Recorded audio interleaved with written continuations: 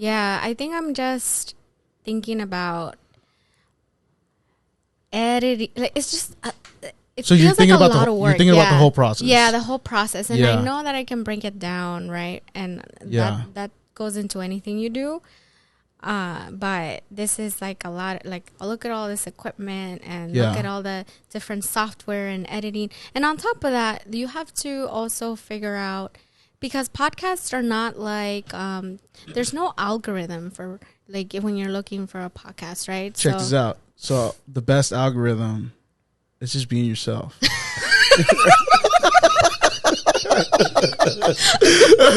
really thought it was going to be like, you know what I mean?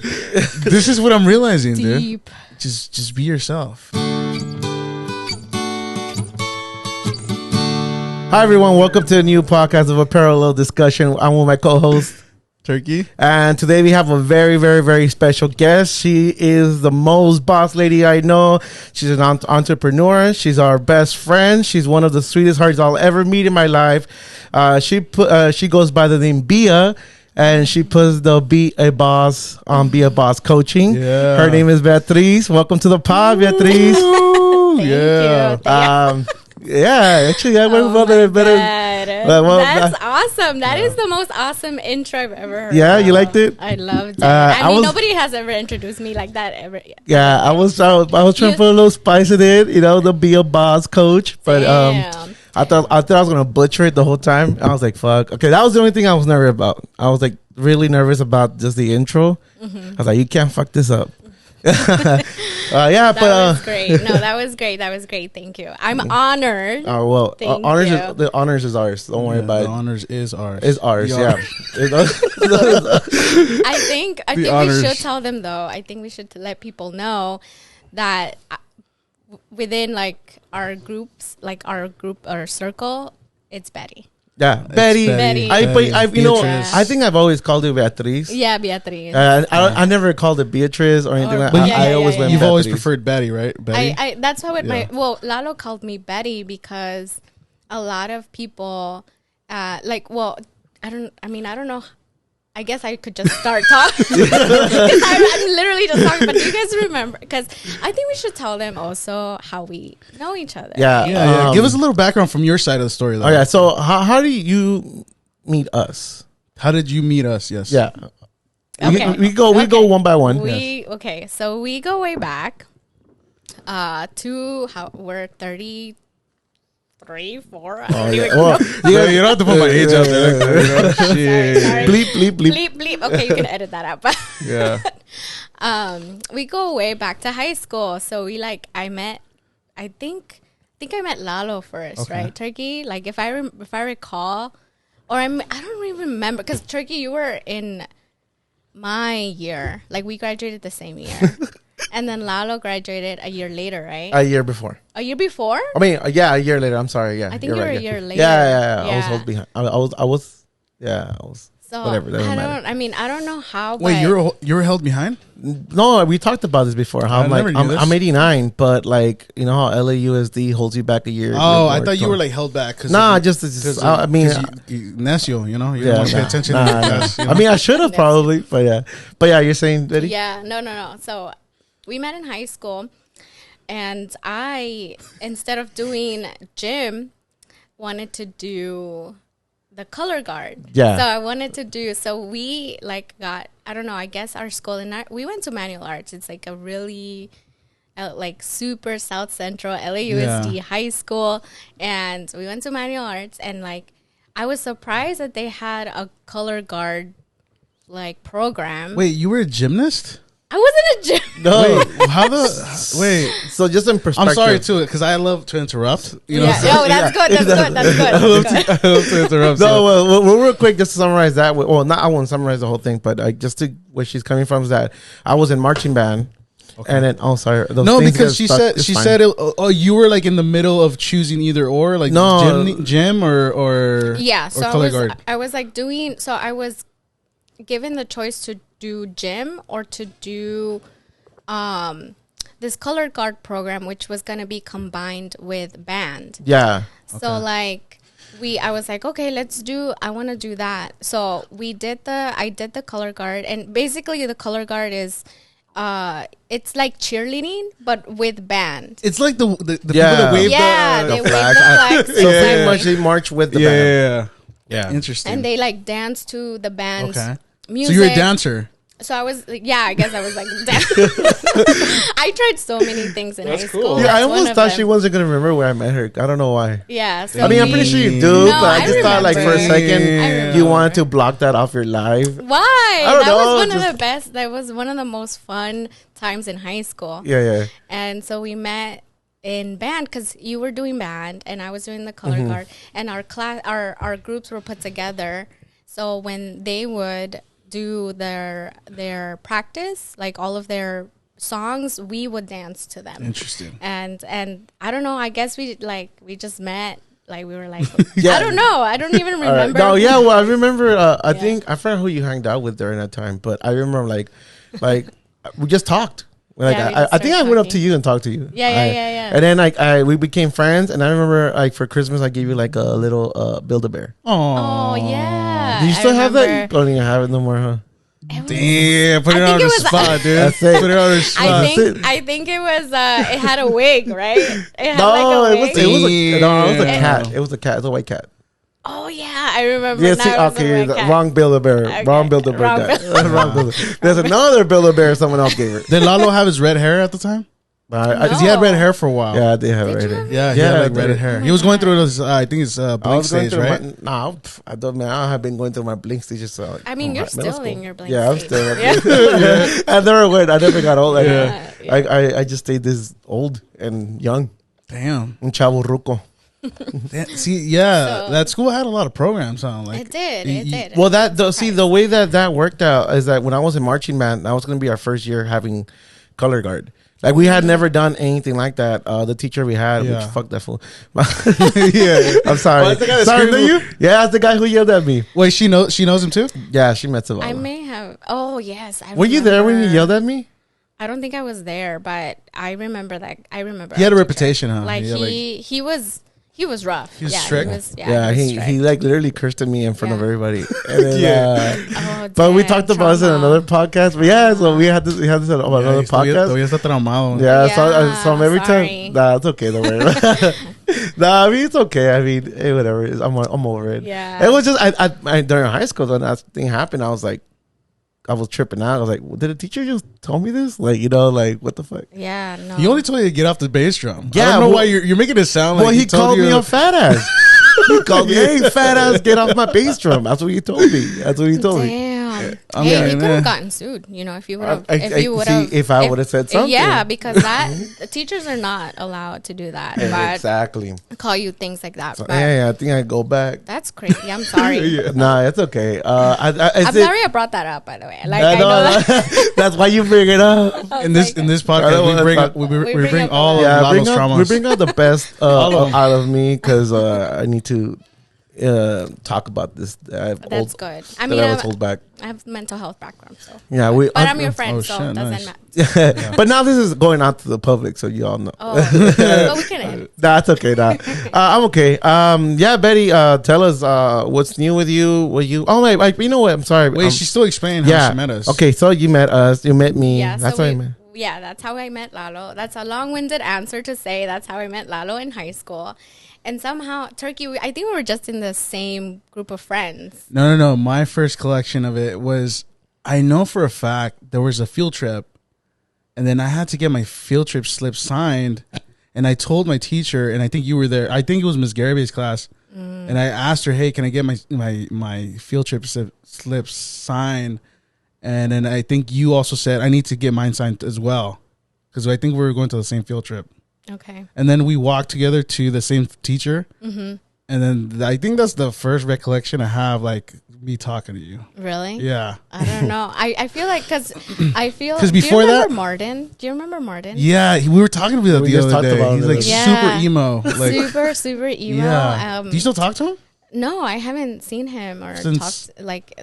Ever? Since like I think high school. Because you guys were neighbors or something, right? We were neighbors. So yeah, dude, they used to live like right next to each other. Yeah. So we used to like walk together to school, and so he used to hang out with like a bunch of like other hooligans? People, You can say it. You can say other it. friends in high school. And you were like friends with like Izzy, remember? I was only close to Martin because Israel was really close to Martin. Yeah. So he was my degree of like you were like so we would all hang out together somewhere, like Martin, you, Izzy, then Daisy came in. Daisy was there. Camilo. Oh my god. Oh, I don't want to bring that up. You're traumatized now. Yeah, no. He hides from Camilo for some reason. I don't know why. It's just that I don't know. Like we stopped talking, and I don't know. I get this weird sensation. I don't know. It feels weird to like, hey, what's up, dude? You know what I mean? He's like a ghost. Yeah, I haven't seen him or spoken to him in a long time, so it just feels like I don't know. It feels weird. I'm even sweating right now. You know, I had a good friend during high school, and he works at the parking lot for Dodger Stadium. And one time we were going to a game, and I saw him, and I haven't spoken to him in ages. You know, this might be the way you feeling. And I was like, I don't think I should say hi. You know, I was like, you know what? I'm gonna say hi to him. And he goes like, oh, hey. Classic Lalo. And then he goes like, come in, free parking on me. It's like, hey, it might just work for you, man. I mean, not saying you might gonna get free parking, but you might just catch up with some friend. You know. I don't know. Maybe sometime in the future. It's a build up, you know. It's a build up. Yeah. I mean, I think I was in 10th grade when I met you. You were 11th. You were junior. Probably, yeah. Yeah, you were, and then the next year, your senior year, you didn't do it. I don't think so. No, I tried so many things. Yeah, I think you were so ahead of your classes. I think you had like many options to like just jump around back and forth. I was like done with my credits. Yeah, that's like, what it was. Maybe like a semester before I was done graduating. So I was like done. Yeah, that's crazy. She's talking about a scholar and an achiever, you know, overachiever. I mean, Betty. Like I mentioned in the beginning, you've been like one of my closest friends forever. Yeah. You opened the door to me to your home in New York. Yeah. You let me stay with you, and you took me as your tour guide. You took me as your tour guide. I was your tour guide. You were my tour guide. I was your tour guide. Yeah. I was your host and tour guide. Yeah, you were my tour guide throughout New York the first time I went out there. And I remember it was like the first time flying alone. Well, flying ever, like over 10 years. Oh, yeah. And I remember how fucking... And you like, just came to New York. You're like, hey, I'm coming. I was so excited too because I hadn't like seen anyone from home. Yeah. I was homesick. Yeah. And I was like, oh my gosh, I'm so excited. So loud. But you came when it was really cold. It was April. Remember? It was April. It was I know, but you know what? I didn't mind it though because I don't know if I think if I was just to experience New York on a hot day, I would not look at it the same. I will probably not look at it the same. Yeah. So every time that I've been, it's been cold. So luckily, that's been great. Yeah. But yeah, as I was mentioning, you went out to New York and you were out there for how long? 8 years. Almost a decade. Yeah. Wow. I thought it felt longer. Years. I mean, that's a long. Well, it was supposed to be what? 2 years? It was supposed to be 2 years. Yeah. And then I just went for my my master's in social work, and that was a 2-year program, and I just stayed. I like graduated and I was like, oh, let me stay. Let me figure this out. Let me just live my New York life. Yeah, the Big Apple. Yeah, the Big Apple. Yeah, and I was like, yeah, let's do it. And so I stayed. And how was that changed? Like overall, like it's a huge city. Like it's literally another world, right? Like out there for sure. And like the culture is completely different. You know. Compared to LA, like how did those first months hit you? Well, the first months I was there, I mean, it was like officially though. Officially, I'm not saying like you went to visit. I'm just saying like. Well, I don't know if you guys know. I think I told you, Lalo. Like when I first went to New York, that's when I had I had never been to New York. So when I moved to New York, that was the first time that I had ever been in New York. So you didn't go visit prior? No, because I didn't have any money. I was like, you know, like you're like, just I want to go as far as possible. Exactly. I want to go to the other end of the states. Yeah, so, and I didn't have any money, and I was like, you know what? I don't have money to go there, visit, and then buy another ticket to go there. And I was saving all my money to move there. Holy shit! So I was like, so when I got there, I was like I literally had never been there in my life. It was a fucking shock, right? It was a shock. Wow. It was a shock. And obviously being from California, you're like, what the like when you first experience the cold. Yeah. Like when you never, like the cold, bro. Yeah. Like you don't think that's possible, but you're like when you first experience like 20-degree weather, it's a shock to your body. Shit. Like you're like, what the hell is like this? You weren't used to it. No, it was crazy. Out of the norm. So I was shocked. I was homesick. I had never been for my parents. Can you explain that a little bit? The homesickness? I mean, it's what was going through your mind at the time?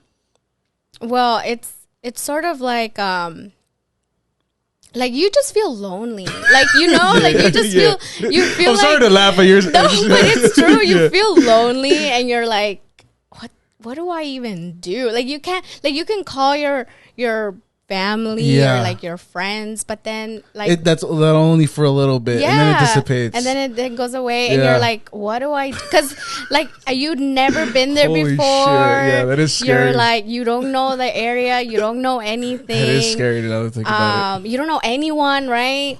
So I was really homesick, and I was trying to make new friends. It's like basically, I don't know if you remember, you know, going to school for the first time. Yeah. Like when you're a little kid. Yeah, I remember. Yeah, and you're like scared, and you have never like you didn't want your mom to leave. Like you know that feeling. You know, holy shit. It's like, and as an adult, it's obviously you're more like you remember that more deeply because.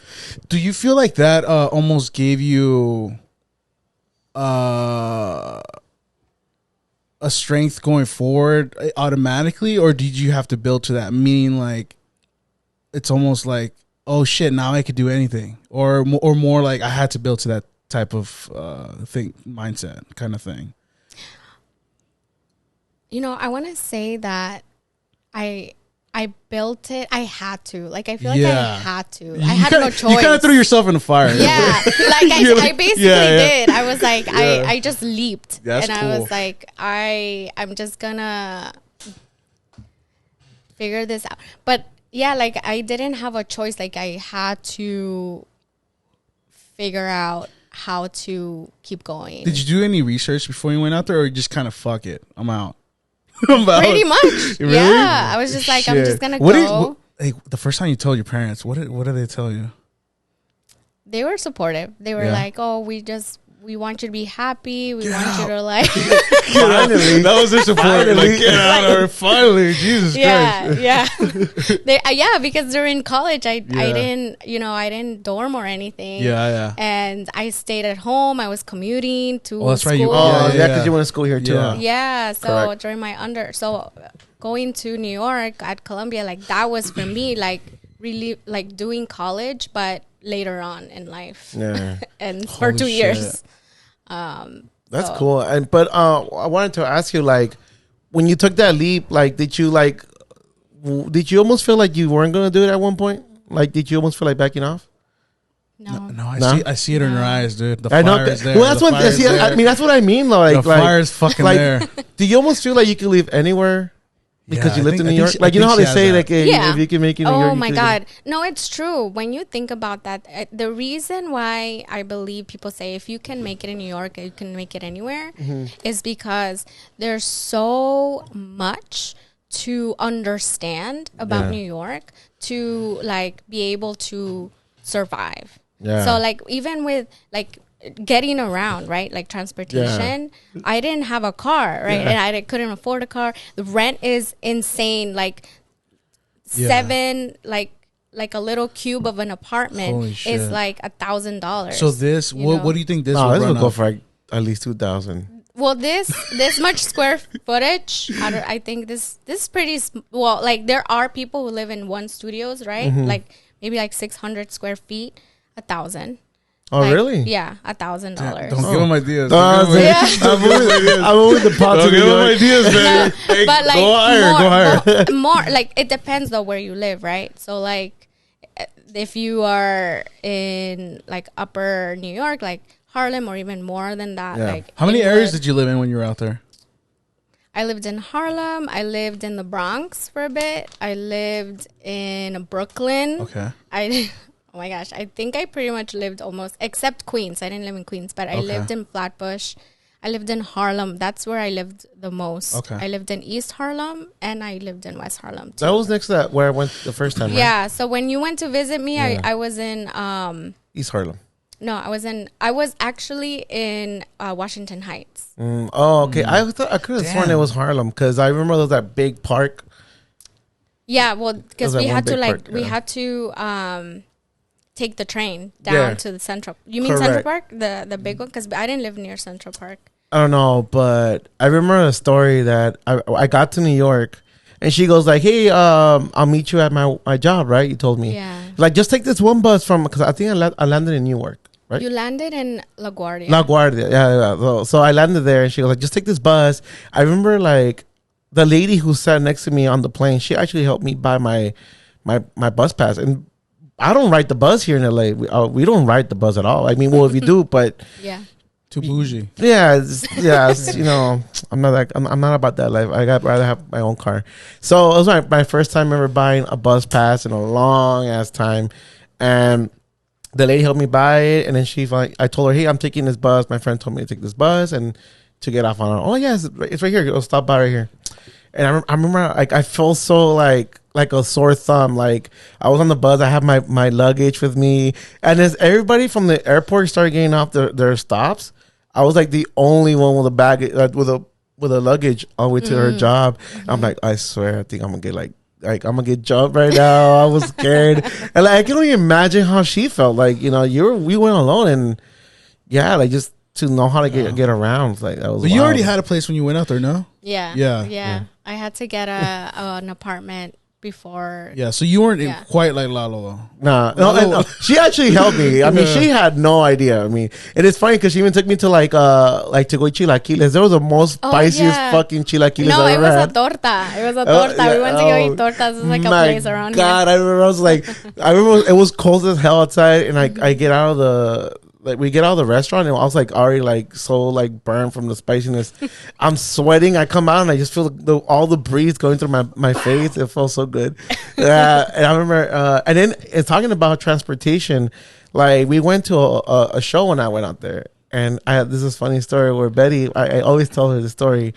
Like she was tired, and she was like, the show's like on a Wednesday or Tuesday.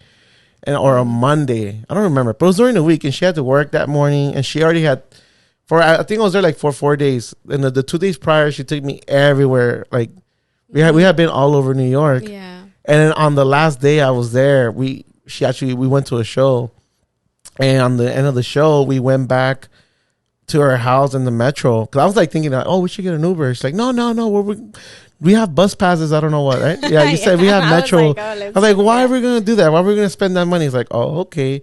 So we got on the train, and then Betty knocks out. Like, and I don't know how I don't know how they do this, but New Yorkers, like, well, I guess I don't know. I mean, technically you are a New Yorker now.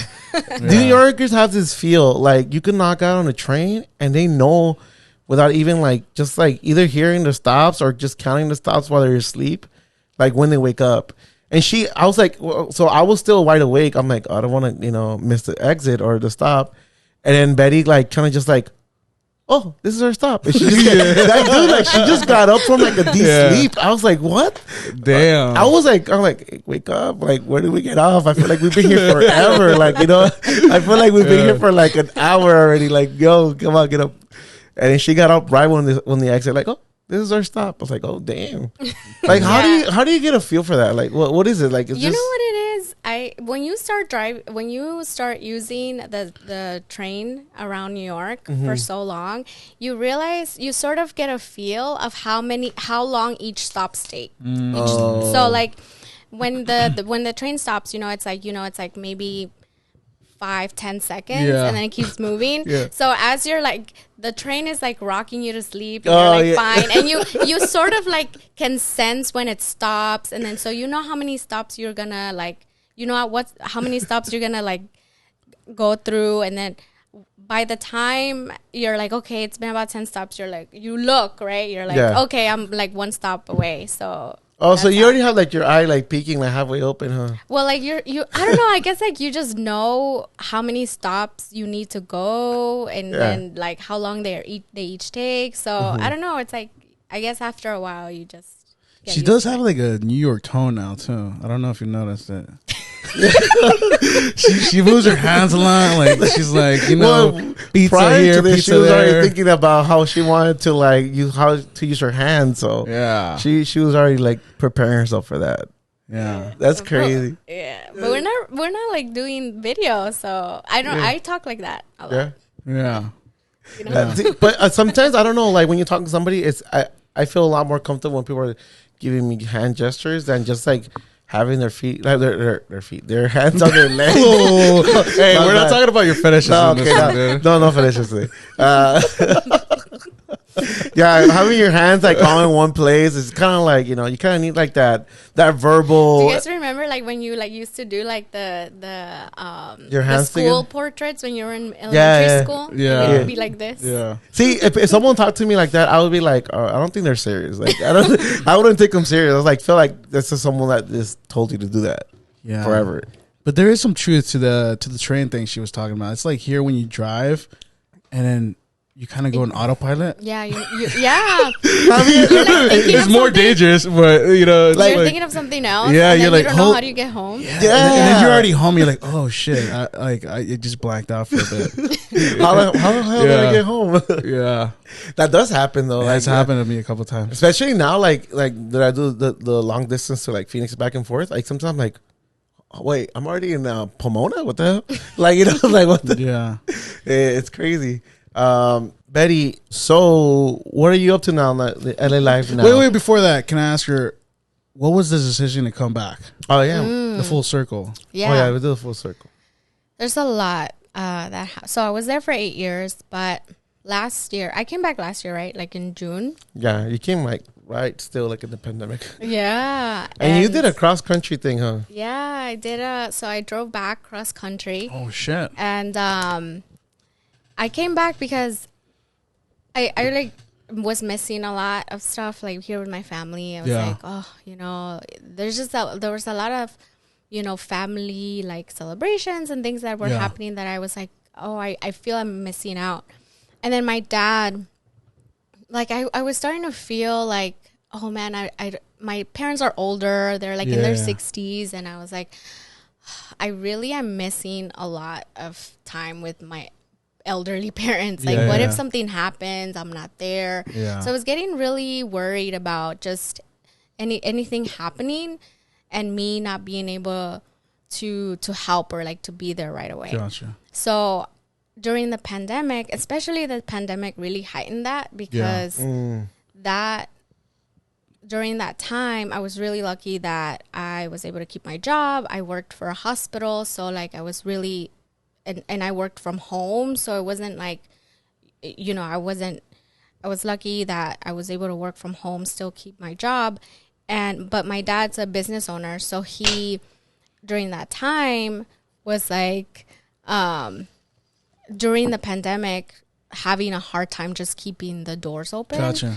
And I was like, okay, well, I still have my job. I'll help you pay the rent. And I helped them financially, like just at least keep the doors open. Yeah. And during that time, I thought about what else, something, for some reason, I started thinking a lot about, because during that time as I was saving a lot of money and also helping my dad, I started thinking a lot about how else can I make more money. Yeah. And I just got all of these ideas. And I was like, I can, and I looked into everything. I opened a high yield savings account. I opened a brokerage account. Shit, yeah. I started learning how to invest. I looked into NFTs. Crypto? I looked, crypto. Like I looked into everything, and I did everything. I like maximized all of like my retirement, like all the stuff that I could put. And I was like, this is not enough. I need to figure out more. Okay. And so I was like, okay, maybe I can start a business. And I was like, well, what can I do with the business? Like, what can I open a business with? Like, what can I do? And I really, I was like, okay, well, I'm helping my dad out. He's a business owner. I really want to help other business owners too. And I started thinking about what can I do. And I'm a social worker. I love to, social workers in general, they help people. That's like a helping profession. Empaths, right? They love to help people. That's like your passion. Yeah. And I was like, but at the same time, I don't want to do mental health. I don't want to do therapy. So how can I use the skills that I have to build something? So I decided to start coaching because I had heard about it, and I was like, well, if I can do for business owners, I probably can figure out something that I can do with business coaching. And all of that to say that I decided to, at one point, come back home, help my dad in his business. And I had already been working from home for a whole year, and I decided I was going to ask my supervisor, hey, we've been working from home for a year. Can I move to LA? Because I've proven that I can do my job from home. Mm-hmm. And it wouldn't really make a difference if I'm in LA, or in New York. Well, there's a time difference. Well, yeah. But I was like an early bird, and I was like, I'll move my hours, and I can work from 7 a.m. because here in New York, it would have been 10 a.m. So they were like, and luckily my supervisor was super supportive, and she was like, yeah, we want to keep you, and what can we do? And I was like, well, I want to work from LA. So did you have to fly back for work? No. So I moved. So I got all of my equipment, my device, everything got set up for me to work from LA. Gotcha. And then I planned, and since last year in January, I had planned for 5, because we moved back in June, I think. I don't recall. Sometime. Yeah. So last year I moved back in June, and so for those from January to June, I was just setting up all of my remote stuff and just making sure. And they were like, okay, cool, you're ready to go. And I just moved. And Sean, my partner Sean, he was ready to come home. He was done with New York. I was done with New York. Wait. So LA's home for? No, LA's not home for him, is it? No. You were ready to come home. I was ready to come home, and he was ready to come home with me. Okay, his home is Beatriz. That's what I want to make sure. Come home, wait, that's not my home. That's true love, Lalo. Yeah. See, I need to find the love she found. Yeah, that's exactly. Oh, yeah. We need to talk about that. We'll talk about that later. Almost every episode is about them smashing on my heart, so it's cool. So you're telling us that you moved back. Yeah, so I moved back, and it was time. It was time. The cold was the pandemic. We were stuck inside. It was cold.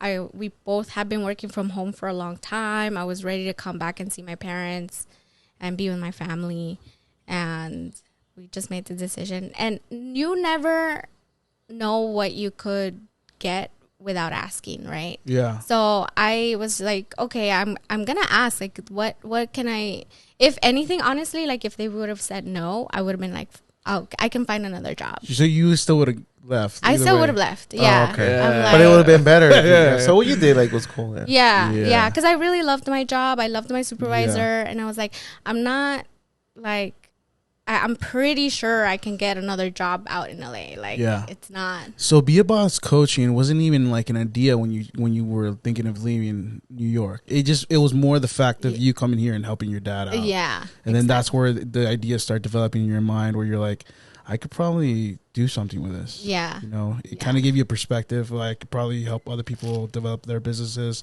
Yeah. That's pretty cool. I knew that at least I wanted to help business owners. Like, that's what I wanted to do. Yeah. Like he's pointing at me. I want to know what's going on. Right here, new business owner right here. Oh yeah, I'm a podcast owner. Dang, He wants to set up an LLC. He doesn't know how to set up an LLC over here. I know how to do it. I've done it. So I can do it. Trade. I can help you. Yeah, there you go. Trade for some edits? Trade. What trades on podcasts for edits for some LLC lessons? Yeah. That's cool. That's great. But have you now that you're here? Do you miss New York? Do you miss New York pizza? Oh, New York, Lalo, you know that New York pizza. Well, is so once good. I mean, I remember hearing a story from Sean saying that she likes pizza, Domino's. Oh pizza. my God, he never. So I'm gonna kill him for saying that. He tells that to everybody. He tells that to everybody. He's like, that her favorite pizza is Domino's, and I'm like, can you stop? You're like ruining my reputation. You're like, as a New Yorker, as a person who lived in New York for 8 years, you cannot say that to people. Earlier, he was watching a video of a guy who was in New York, and he posted like he got a veggie pizza, and everybody was just hating on him because he got a veggie pizza. Well, it's some artist from LA. He went to New York, and I guess he was posting up that his first slice was a veggie slice. Yeah, and he was starting to get shit on his Instagram. That they take their pizza they serious. take it. They do. How are you gonna get that only, one? And you have to. It's pie and it's cheese and that's it. It's thin crust and that's it. That's it. I'm telling you. I see. The most I'll do is like mushrooms, and if I really want to get like Domino's, I'll do like pineapple. Don't hate me. Don't hate on me for the pineapple, right? So that's the reason you don't eat pepperoni anymore? No, dude. I think I've showed you. There's a guy named Dave Portnoy that I follow. He's like a very pizza critic, and he says that the best pizza is just with cheese and the tomato sauce because you really. But it's because if you eat New York pizza, it's really based on the. But tomato that's what I'm sauce. saying. His vision is based on New York pizza. Well, yeah, he is from New York. That's what I'm saying. So yeah, I mean that's where, and then but yeah, they took me to oh my God. But out here the best spots are. I mean, Domino's, Sabaros, and anything in the mall. You know? Oh no! You know what I mean? Yeah, that's the best pizza in LA. Mob come up. Yeah, dude. I mean, honestly, the best pizza at this point, yeah, dude. I mean, I even said it before. If I could, I would move to New York. Like I love. I mean, he's actually. I don't think I would do it for a long term. I don't think I'll do it for a long term. I'll do definitely like I'll do it for like a little bit. And now that he skates his electric board, I'm pretty sure you'll like it out there. Yeah, but I would be scared because there's a lot of fucking cars. Yeah, I mean, now it's more like it's more set up for like bikes and shit like that, right? I'm sorry for my language. I'm the one apologizing. Should be apologizing. Yeah. No, I don't know why. She's giving me like a boss vibe. I don't know. You too. She is. I am a boss vibe. Yeah. But come on. Like, I'm telling you, dude. No, I mean there. Because everyone walks there, right? Yeah. Like everyone most people take public transportation, they bike or skate or like do something that's not a car. Yeah. Like it is set up more for like, Bikes. like people who are not on cars, but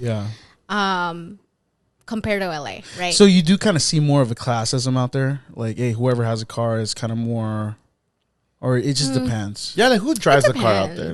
Like, who are the ones driving out there? Why is there so much traffic? Yeah. Like if there is traffic, I mean, why? It is a very small, like compared to LA, right? LA is so big and fast. Yeah. Like, it's hard to walk out and like go to the corner store, right? Like there's no, like, unless you live in, I don't know. I don't even know downtown? What area has like downtown? a corner store where you can just walk out. Oh, we have a corner store. Yeah, we have a corner store. Oh, but it's my mom's place has a corner store. Remember?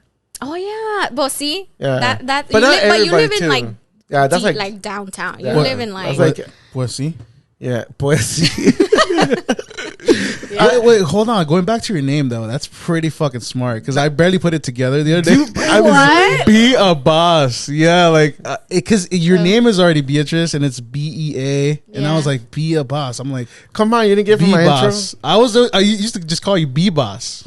Beaboss. Yeah, B-boss coach. No, but did you remember you also used to call me Beat Rice? Beat Rice, yeah. Yeah? Because River. I don't know if you know this story. Did I tell you this? I didn't even know about this I name. don't even know. I don't remember.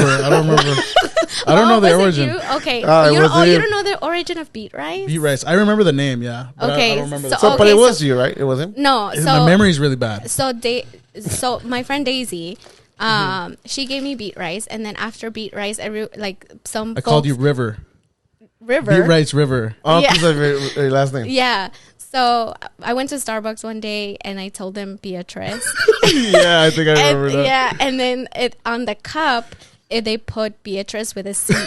Oh. And by the way, like just for But in a way, just for people, just so people know, my name is spelled Beatriz with a Z, right? Yeah.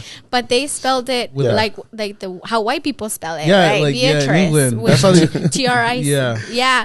And so they put it on the cup, but like, you know, the cup is round, right? So like when Daisy read it, she read Beat Rice. That actually says a lot about her, though. You know what I mean? No, it's because she only saw the beat. No. And then rice. she turned the cup and it said rice. No. And so she's like, Beat Rice. Everybody defends himself here on this podcast, right? So You kind of have to do it. I'm gonna have to call that one. It was on her, you know. I don't know if Daisy will listen to this, but I'll tell her. But and then after that, she that's how I got the Beat Rice nickname. Like everyone just started calling me Beat Rice. Beat Rice. Yeah. I never called you that. So No, I know, but like people are like in high school because we used to do Mesa, like all the engineering after school stuff. Remember, and that's it. Yeah. By the way, me getting into that program was complete. Like, it was almost like random. The robotics team. Yeah, all of that. All those Mesa. What was the other one? ISTA. Actually, I got into ISTA. Yeah. But I got into it because of my English teacher in 10th grade. Miss Penn? No, her name was Miss Lamb. Miss Lamb. Oh, okay. Remember Miss Lamb? Yeah. Her, for some reason, me and Camilla were like her favorite students. But we were stupid. Dude, I mean, like Camilla was no, but Camilla was way smarter. But like for some reason we were her favorite. 'Cause I guess we didn't give her shit. Like a lot of the students gave her shit. And I don't know what she saw in us, but at the end, she ended up she ended up referring us to ISTA, and we got into ISTA. So I didn't know what came with ISTA. So the next grade, they put me in advanced classes, dude, and I failed all of them. But you were in all of my advanced classes, most of them. That's because of her. It was her mistake. You know what I mean? You were with me in physics. You were with me. That was like all biology. a mistake. It was all a mistake. It was. I don't know what the hell she saw in us. It's so interesting. The one that took it a lot of experience in high school. Well, the person that took a lot of advantage of this, Camilo, he's a really smart guy. You know? Yeah, he did. He's a really smart dude. Yeah. But you're smart too. I'm sorry to leave it hanging like that, but for me, like, I didn't have anybody to like guide me through high school. Like, I didn't know there was like tutors that will help you look for colleges. I didn't know any of that shit. Like, I didn't understand that until like the end of senior grade. Like, once you're on your way out, it's already too late. I have a question for you. Yeah, I have a question for you. Do you feel that if you would have gotten like someone that would have really pushed you and said, you know, there's all these things, there's all these options, there's all of these different paths, that you would have like really gone for something like I think yes, but at the same time, looking back on my life, I was very unsure as being young in high school. Like I didn't know what I wanted to do. I was very lost. I have no direction at all. So that's a lot of people, you know. Yeah, but for me, I thought it was like, because back then, like, you don't really, I don't know, I didn't really talk about that to anybody, but I thought it almost felt like you're the only one. You're like, oh shit, like I don't have anybody to like, because everybody that was around, it was like everybody was like really smart. Everybody's like going their own way. They're almost like super smart kids. Yeah. But in a way, I did explain that on the other podcast that group of people is what kept me away from like the streets, the thug life. Exactly. Yeah. You know what I mean? Yeah. Yeah. So in a way, I got stuck like in purgatory in a way, in a weird purgatory-ish kind of feeling, but it kept me away from trouble. And I mean, I don't regret it, but YOLO, YOLO. I probably regret it right now though, but I didn't regret it then. Yeah. Kind of. Kind of? Yeah. Well, I don't know. I still don't know what I want to do with my life. Yeah. I'm just kidding. Maybe I don't. I don't know. Maybe I need to like more evaluate it. It's good though, Lalo. Like you just take, chances and leaps. And this is the chances that I took. Yeah. I went on depth again. Yeah.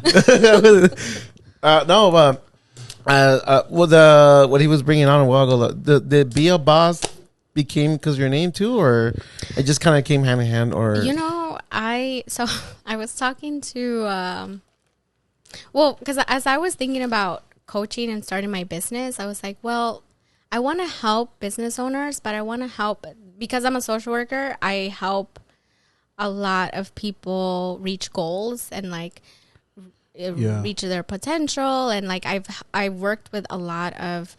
When I was a social worker at the hospital, I worked with a lot of patients who were working towards improving something, whether it was something in healthcare. So like diabetes or actually I worked with some substance use patients where they were trying to get off drugs or like trying to get new jobs. And that was really fulfilling for me. And I felt like that was something I could really help people with. And I was like, but I want to help business owners. So what can I do to help business owners? I'm like, well, maybe I can help small business owners feel more confident or more like a boss, like feel more. I mean, you don't have to put the quotes on. You don't have to do that. You're like, I'm like, boss. Dr. Evil. But I was like, okay, that sounds. I think that, and then my name is Bia or Beatriz, and I was like, what if it's be a boss? Oh, be a boss. Yeah, that's like, pretty. I mean, it makes total sense because it resonates to your name. And like it's what you do, it's like it's a cool little fusion of stuff. Yeah. Going back to you being social worker at your job, did you almost feel at times like depleted helping others? Yeah. Yeah. It takes a toll. It takes a toll on you. You right? get burned out. Yeah. Yeah. For sure. Because I feel like I am an empath. Like I've been learning that about myself recently. And when I help people and they're going through any struggles or anything that's like not, like they're just trying to feel better or trying to reach something, and you're also trying to figure that out with them. Yeah, you almost absorb their feelings in a way. Yeah, you sort of like you understand how they're feeling. You try to understand that, but at the same time, you also need room for your own, feelings and thoughts. And when you like think about others and like that, it's great. Like it feels great. And at the same time, you have to find room to also feel for yourself, because it's a lot. So doing that every day or like with lots of people all the time. And I think that's why I pivoted, because then I became an administrative manager in the same department, and then now I'm like, okay, that was great, and I still want to help people, but just in a different capacity, because I just don't want to get burnt out again. Like it's so common. How would you during that time? How would you almost like reset yourself in a sense? When I was when I decided to start my business. Yeah. No, I mean like while you were still doing it, like when you were going through those clients, I guess. I don't know. So how would you go about your your working life, like resetting yourself? Because like you said, you can't run on empty all the time. Yeah. You know, this is, I think that was an indicator for me, because I think of myself as a very self-aware person. Okay. So when I start to feel like I'm not enjoying the normal things that I'm enjoying. Gotcha. Like, it's, you know, when you think about like depression, right? Yeah. You hear all of the common symptoms, right? Like you lose interest in your common things. You either like lose sleep, or you Turkey? I'm looking over here. you guys are this is actually Turkey's little like, inventory. Oh, is it called area of expertise? No. This is like we're talking to you right now. This is So you like think about all those symptoms, like you lose sleep, you either you stay isolated, right? And so when I was starting to feel that, like when I had no energy for that, I'd start evaluating what that was for me, and I'm like, okay, this is great, but as soon as I would end work, I would try to leave that there, right? You kind of have to. You have to. So I would like go out and like go have drinks with friends, and then like, and then try to like not even think about work until Monday, and then Monday comes around and it's like a dread. And even though you have a job and you want to try and be grateful, right? But at the same time, you're like, oh my God, like why is life like this? It's very similar. It's almost like editing for this podcast. What was the like worst case scenario of that circumstance for you? Like that you remember, like I'm done. Like I'm done for this weekend at least.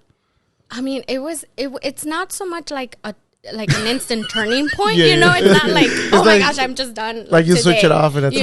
It was a gradual like realization. No. I mean, like out of all the experiences you had that you felt like you felt depleted after certain sessions with clients and stuff, you're like, damn man, like that one really took a toll on me. Was there one that stood out other than the rest? Yeah, I mean, I definitely had. I definitely remember specific patients I worked with that I think having them. It's not that I had all of them. I mean, there's not a lot of people out there that will like give you the hardest time. Yeah. But when you do encounter them, there was one patient I remember specifically, very vividly. And it felt like being in an emotional abusive relationship. Oh, wow. And you felt that off of that. Yeah. Person. Wow. And it was like really tough because you're the social worker, right? And you have to be the one to help them through that. Yeah. But there was no it was just like tough to navigate that situation for me, because you're trying to be the helper, the center kind of for that person, but at the same time they're still not, they're looking at you like as if you are my social worker and you're entitled to help me. I'm entitled to your support. And it's like, I understand that, and at the same time taking advantage of that. Do you think that sometimes they would mistake you for a therapist? I mean, yeah. Right? I mean, I wasn't like a therapist, right? Because I wasn't providing counseling. But they would mistake me as a therapist. There is a difference, right? And I think a psychiatrist is different too. Yeah, as well, psychiatrist. Right? Yeah, psychiatry can prescribe medication. Sometimes they don't even have to do therapy with you. Oh wow. But there was, and so that specific moment, and then on top of that, you still have your other clients, right? So it's not like I just had one person to work with. I had like, at one point, I had like 80 patients in my panel. How do you deal with 80? I think I can even just deal with Turkey one day. Or I think you can even deal with me for one day. Yeah, it was tough. Do you think most of that frustration comes from the fact that it almost feels like they're sometimes they don't want to put their part in it? It's more it's more of a blaming game for them. It's almost like they just want to fucking just throw out everything at you, kind of. Yeah. Like there's no accountability, right, on their part, even though you try to establish that. Yeah. But at the end of the day, like, they know that they see you as like, you're the worker here, you're the social worker, like, you're supposed to help me. And so, yeah, to some degree they're right? Like, you are supposed to. But just to be clear, like, what is the social worker supposed to do for the client in a sense? I mean, it depends on the environment and the context, right? But in my case, as a hospital social worker, I worked at a hospital. I did care management. So my goal was to, like, whatever they wanted to accomplish in that moment, or in the time that we were going to be working together, I had to be the one to say, great, and assess, like, using my own intuition. Yeah. Would that be possible if that's something realistic? But if not, like, how do you say, great, this is what you want to do. Do you actually feel like you can do it in this amount of time? And you only find that out after a certain period of time, right? So, but yeah, I had a lot of patients, and then specific, like, a handful of patients that were like, like, those are hard to work with. Exactly. And to be fair with you, would you establish those rules, those steps to them before you guys start your session? Like, this is what I'm gonna do for you. Yeah. So, like, you both. The plan, most social workers have a care plan, right? Gotcha. So they meet with, like, patients, and they say, okay, great, like, this is what we can. I mean, it depends. There's, like, I have seen terrible, honestly, there's just terrible, like, the same way as there's terrible doctors or terrible. There are, like, like, it's tough and it's, like, terrible, right? But there are bad social workers out there who will just be like, they're probably burnt out, and they're probably like, fuck everything, and I'm just gonna do the bare minimum. But in my case, like, with patients, I totally just I was like, okay, this is what we can work on together realistically. Do you agree? And then you work through it over a period of time. But sometimes you don't, right? Sometimes you have to, like, let them know, like, hey, we can't achieve this, and what you said you wanted to do to achieve this, it hasn't been possible, and that's okay, you know, like, everybody has, like, their own barriers, you know. Damn. Yeah, it's tough. I mean, we're learning through you too right now, honestly. It's not, I mean, the whole separation between psychiatrists and all that stuff, I would have confused in it for a therapist, you know. Oh, a psychiatrist? Yeah, what you're doing, like, I would have, like, treated you maybe, like, I'm not saying, but I would have probably treated you as a therapist, because I'm just, like, in my head, I was like, you're helping me go through this, but I also would feel like it almost lands hand in hand, kind of. Mm-hmm. So that's what, when you kind of separated all three of them, I was like, oh, great, it makes a big difference now. Yeah. Just to acknowledge that. So that's good to know. I mean, that's crazy. Yeah. But now that you work with people with their, I know you're helping a lot of, like, Hispanics and Black families with their businesses, right? Well, that's who I'd like to help, right? Because But you're open to everybody still? Yeah, like, anyway, I don't. She's closed off. She's closed off to certain races. That's it. Okay. I mean, like, I wanna, like, she could ask it on her website. Like, no, just playing. I'm just kidding. Just kidding. Yeah. No white people. No, just kidding. But, like, I mean, as I'm a Latina, right? And, like, during grad school, I learned a lot just about my experiences as, like, a Latina, and then going to Colombia, like, being in New York, and I was like, it was a shock, not just, like, literally, like, the weather, but also socially. Like, it was so weird for me to go to school with so many white people. Yeah. By the way, is Columbia an Ivy League school? Yes. Congrats. It's nothing to brag about, honestly. Hey, we're gonna give it to you no matter what. No, we only went to high school. So for us, you're like, you're God. You know? No, it really. I will say that, like, I drank the Kool-Aid and I shouldn't have. Really? Yeah. Okay. Like, could you explain that a little bit? Yeah. Okay. So I was like, she's choosing her words wisely. I literally drank the Kool-Aid, and it's not. I don't regret it. I don't think I regret anything in my life. That's fucking cool. I like that. I know that a lot of things that I've gone through, like I've learned from, but this, I thought that as like being in college and whatnot, like I thought that going to Colombia was going to be like my ticket, right? Gotcha. To just other opportunities, other paths. And like, if I were to go into rooms and say, yes, I went to Columbia University and I got my master's degree, that like everyone would be like clapping and wow, that's amazing. We're clapping over here. I don't know who you're talking about. You know? But no, like, yeah, you're hanging out with the wrong crowd, buddy. But like at the end of the day, just what I took on debt, right? I took on a lot of debt, and now I mean, yes, I am a social worker and I know a lot about it, and like I'm proud of like the work that I've done. But as you guys know, I just quit my job last week on Friday. By the way, congrats on that too. Congrats on that too. But we celebrate everything here. Yeah, we celebrate. I'm literally out of a job and I'm not using my degree, right? I'm not renewing my license. My license actually for my social work license expires at the end of June. I'm not renewing it. No going back now. And Is that expensive?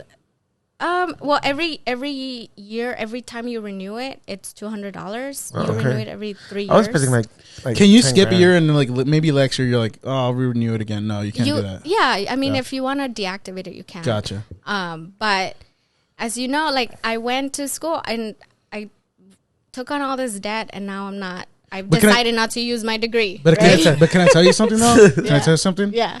If you step back a little bit, you realize that Columbia was the perfect excuse for you to go out there and experience everything you did. You know what I mean? It might. I can see why you think it's like super expensive, and it does take a toll on your pocket. But think about it, like that's what that costs for you to get all that experience out there. But that sucks, right?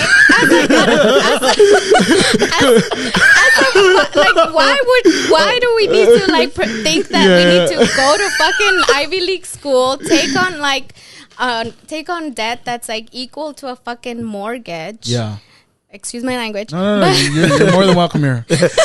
Yeah. But like, why do we as like people of color, right, and like who went to a school like manual arts, and like think that because we went to those schools, we have to go to these other huge big ass like fucking Ivy League schools and take on debt and think that that's gonna give us opportunities, and at the end of the day, like they don't. Like they do open opportunities. I learned so much. I built so many relationships, and it's great. I don't regret it. And the truth is that I don't know if I'll ever pay off my debt. That is my dream. I want to pay off my debt. Yeah.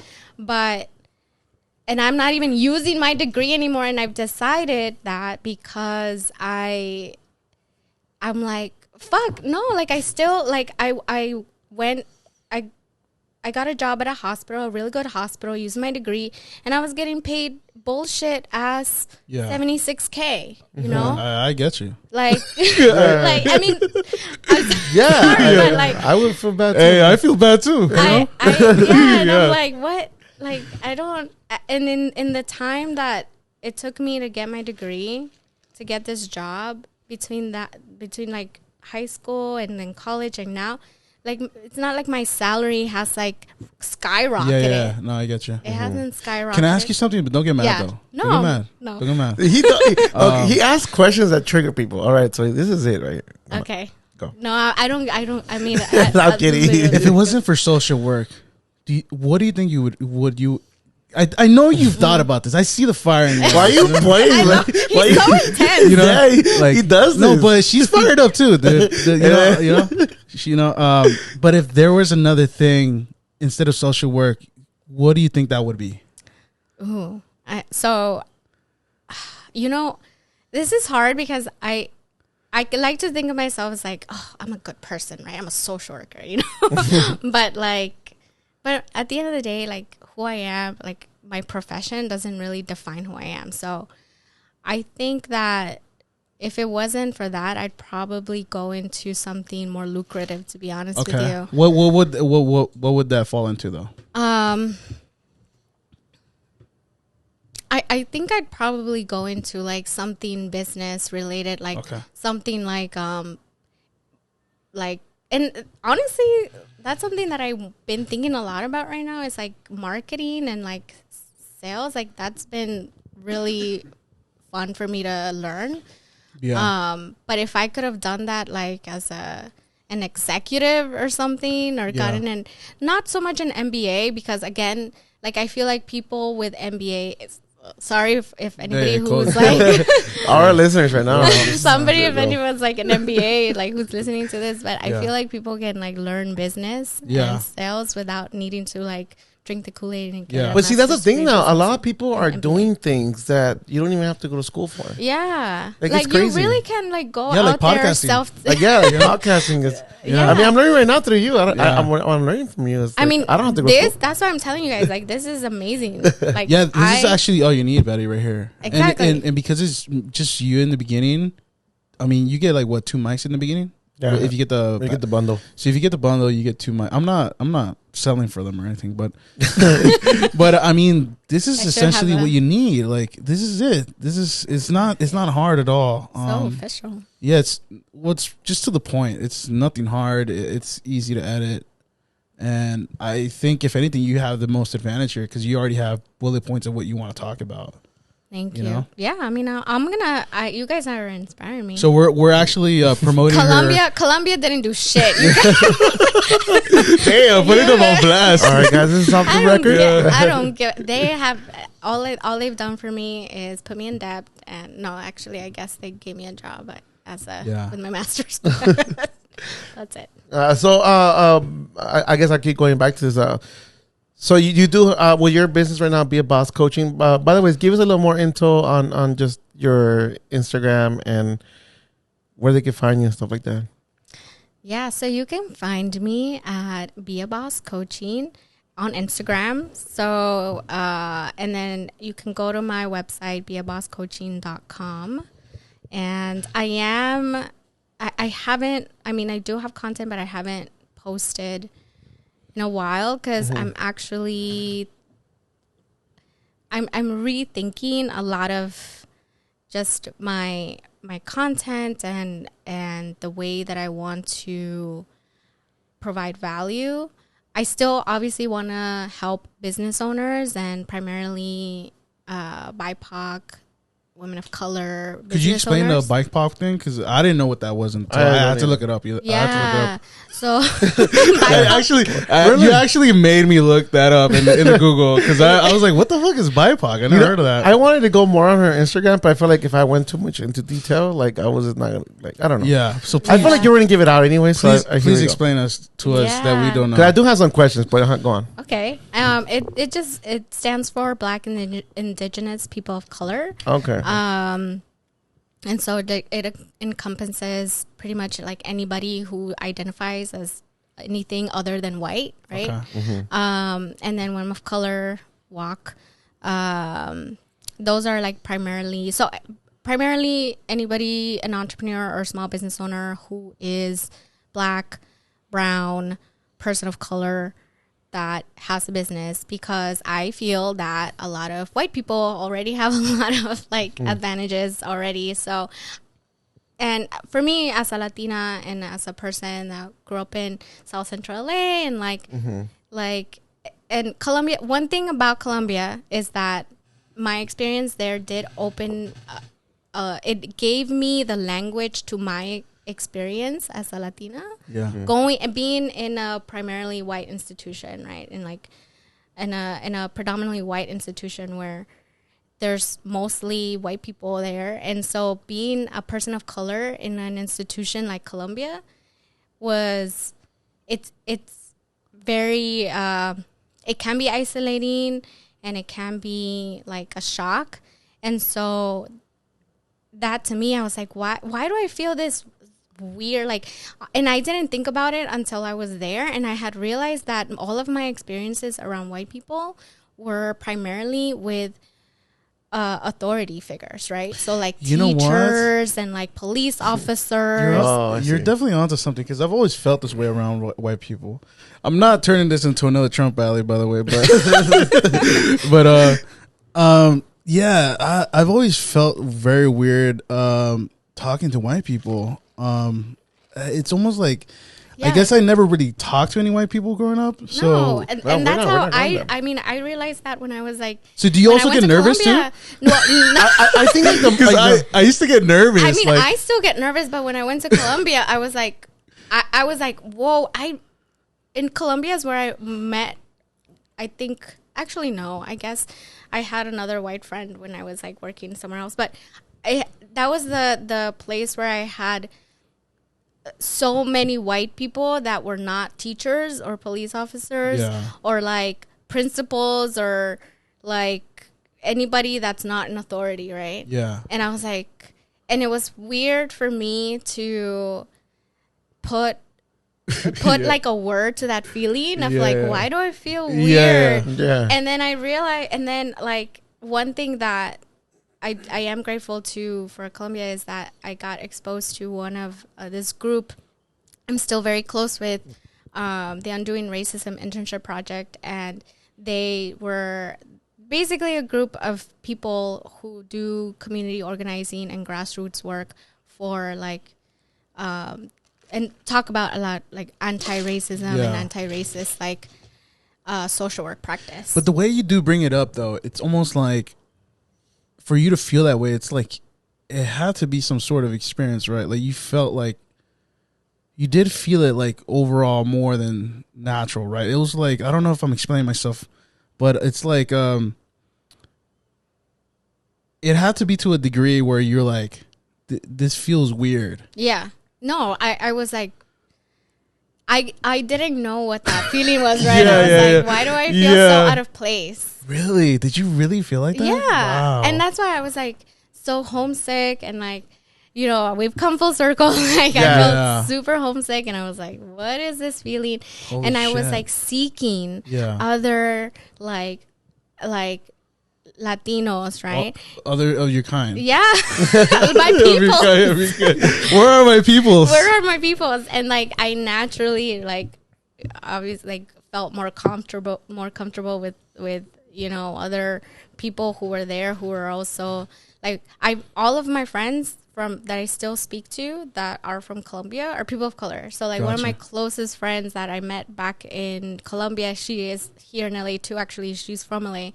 Was Salvadorian. I was like, oh my, and like we became really close. I hate to correct you, but Salvadoran, you know, Salvadoran. I don't know why they spell it that way. I don't know. This is where your Colombia, Beatriz, Salvador. Yeah, my Colombia degree does not work.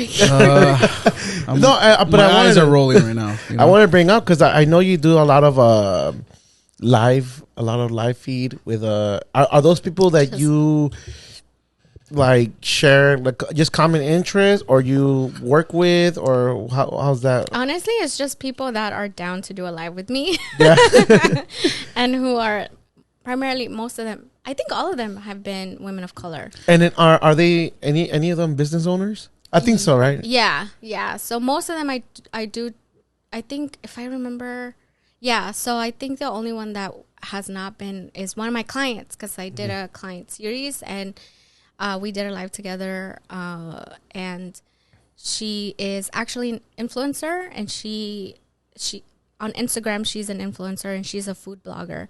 Nice. But other than that, like all of my other lives have been with. I think that's the one I saw. I think I saw you with someone from Malaysia or something. Yeah, that was her, right? Yeah, she's a foodie blogger. Yeah.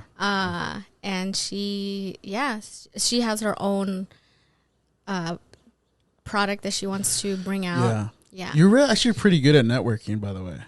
Yeah, I think I'm terrible. I want you to teach us how to TikTok because I was just talking about him. How I want to start a TikTok for the pod. Yeah, you definitely should. But you guys show us how to do those videos because I have no idea. You just gotta start like this. You just learn. It just takes time. Yeah. We're not good on camera. This is why we haven't started camera yet. But did that take a while for you to like that? Well, I mean, everything's a skill, right? You build up to it, but like, do you feel a natural networker? You're uncomfortable. No, I'm trying to like. Well, we can move this if you want. Move it. Okay, I think we're good. No, I don't. No, I think it's really interesting you say that I'm a good. I mean, you look pretty Well, I'm an introvert. I mean, so you look very confident, by the way. No, I'm an introvert. I hate networking. I hate it. I feel like people that say that are really, really like, really. You know what it is? You know what it is? I think I've just gotten good at feeling comfortable. I don't know. Yeah. Well, yeah, because on camera is like even then, like when I've tried doing a video for the podcast, and then I come back home and Turkey's like, oh, we got a YouTuber in the house. You gotta record yourself like this, you know, like. I just like, okay. I think what Lalo hasn't realized is that he's a YouTuber yet. Like he hasn't realized it. I think you have a natural knack for I think have you it. do though. But like even right now, the way you're sitting, you know, like you're like a natural like podcaster. You're like all cool and relaxed and you know. Well, I'm really taking in what and you're I'm telling over me, here like fidgeting. Yeah, she's fucking flicking the wrist, you know. Yeah, she is. I'm She's like all these hand movements. I'm trying to like. She looks like Spider-Man over here. No, I just came from Disneyland. So how was that actually? We were talking about Disneyland not too long ago, so you gotta tell us. You gotta tell us. I mean, it was great. No. I'm gonna say I went because it's Sean's birthday, so we went. Oh, happy birthday, Sean! Woo, woo, woo. And it was great. It was so much fun. But honestly, I'm 30. I'm turning. I don't even know how old I'm. Yeah. Wait, was Disney, I know how old you're gonna turn. Was Disneyland his choice or your choice? No, I bought it. I bought it for his birthday. It was a surprise, but but because he had never gone to that new Star Wars. Oh yeah, I heard it's cool. I went. I heard it's really fucking cool. I'm not sure what they have now. But yeah. So we went for that. Yeah. Did you guys do the both parks or no? Yeah. Nice. I did. We did. So it was really my feet. Yesterday I almost fell because I couldn't stand anymore. What? Yeah. Wait, you guys don't sit down in between? Are you eating? Well, there was nowhere to sit. Are you eating? So is that packed? It was that packed. Yeah. There was nowhere. I had to go into the bathroom Holy to sit. Shit. Really? I had Sean's to go like, it's been 30 minutes. What's going on? I had to go into the bathroom to get shade and a seat. Whoa. It was so packed. Was it hot? I don't remember. It was hot. It was. Do you hot think yesterday. Disneyland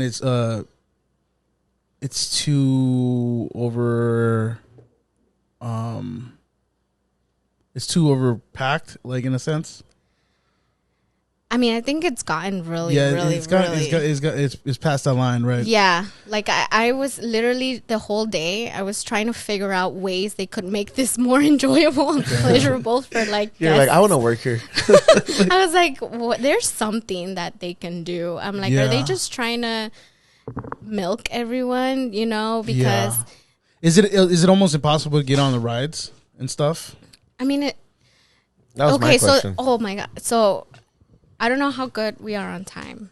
No, we can go as long as you want. I mean, just let us know when you're. Yeah, I could clock in from my phone anyways. So it's not gonna matter anyway. Here we go. Yeah. Hey guys, if you're his boss, and you're listening, he's potting while he's working.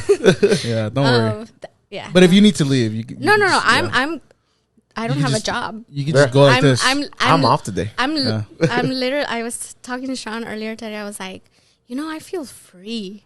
That's fucking awesome. I feel free. I was like, awesome. it's different from PTO or like when you're on vacation or whatever from your job because you know that there's an end to that. Yeah. And today on the way home, I was like, wow, there's no end date for this vacation. That's fucking badass. Like as long as I don't, go broke. Exactly, right? So then I started thinking about that and I was like, wait, but I also can't just like buy Domino's. This is it. Hey, but I want to say that's inspiring though. Thank you. To get to that point where you're like, holy shit, nobody owns me. You know what I mean? But this is what I'm telling you, like from the beginning, like how I always find Betty so like that empowering. Yeah, she's always been like lady. Like she does things like I would have not ever gone to New York by myself. Dude, she's. But you did it. Yeah, you always giving that like now independent I probably feel. will, but independent. And now you're like, now you let go of your job. Obviously, you're doing your own new goals, starting your business. That's fucking awesome. Yeah. Yeah, that's crazy. I still proud of you. You could, but you inspire me too, like both of you. I think even if we had like 20 million subscribers, I still would have had a job. Like, you know, that's how scared I am. You know what I mean? Like, I don't care how many subscribers. I'll still have a fucking job. I'll probably do part-time. I probably work like a little just Caesar, to get the medical, you know? No, I've always been that person that's like very, like fuck this. Why do I have to work so hard? I love that. I fucking love that. No, just because I just don't like to. I hate, and I think that's why even with social work, I would clock out, right, and like not think about it, and I'm like, fuck this. Yeah, like, that's totally me right there. You know. Oh, that's tricky, yeah, for sure. But I really don't like. I know there's sometimes that I think about this all the time. I'm like, do I really need to like grind my ass off to like make it? You know, like. Or but can I ask you something? Do you like being told what to do as a person? Don't tell me what to do. Yeah, me neither. I don't think no one does. I think no one really. I think Lalo does. But that's a whole different fetish. You know? And this is how we get censored. Oh yeah, by the way, the second time we'll mention it. Hey, but back to your individuality, like. Yeah, I quit my job. I want to quit my job now. I'll quit my job tomorrow. Yeah, but you're paying for this. No. Yeah. So, Disneyland. When was the last time you went? Oh well, I went to California Adventure last year because Sean had never gone. But before that,